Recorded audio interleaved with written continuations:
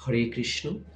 আজ আমরা জানব জড়ভরত যখন একাকী বিচরণ করছিলেন, তখন এক রাজা রহুগণ তীর্থে যাওয়ার জন্য তার শিবিকা নিয়ে যাচ্ছিলেন, এবং শিবিকা মানে হচ্ছে পালকি, এবং পালকি চালানোর জন্য সামনে পিছনে যেই দক্ষ শ্রমিক থাকে, তারা যখন একজনকে পরিবর্তন করার জন্য লোক খুঁজছিলেন, তখন তারা জড়ভরতকে নিয়ে সেই পালকি বা শিবিকা বহন করার জন্য নিযুক্ত করেন।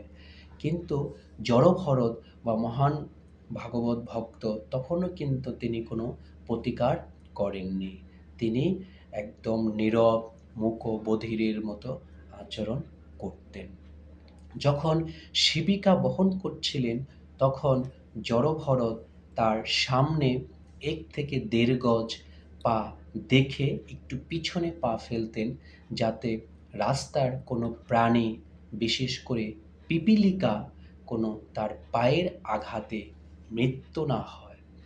যখন তার পা সঠিক পদক্ষেপ না দিয়ে একটু পিছনে ফেলতেন, যার জন্য বাকিদের সাথে সেই পালকি বা শিবিকা পরিবহনে সামঞ্জস্য হতো না।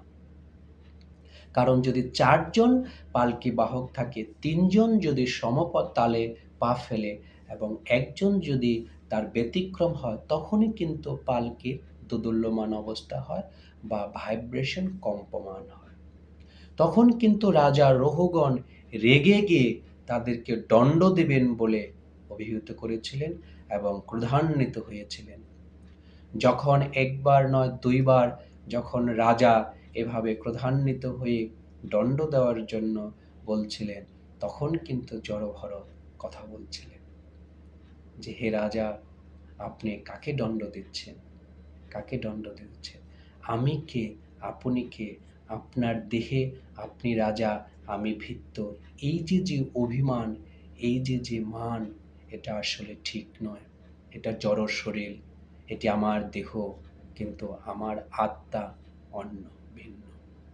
যখন তিনি আধ্যাত্মিক কথা সেই রাজা রহুগণকে বলেছিলেন, তখন কিন্তু রাজা রহুগণ তার শিবিকা থেকে নেমে জড়ভরতের পায়ে প্রণাম করেছিলেন এবং তার শিষ্যত্ব বরণ করেছিলেন এবং ক্ষমা প্রার্থনা করেছিলেন যে, আমি অন্যায় করেছি, আপনার মতো মহান পুরুষকে আমি চিনতে পারিনি, আপনি আমাকে ক্ষমা করুন।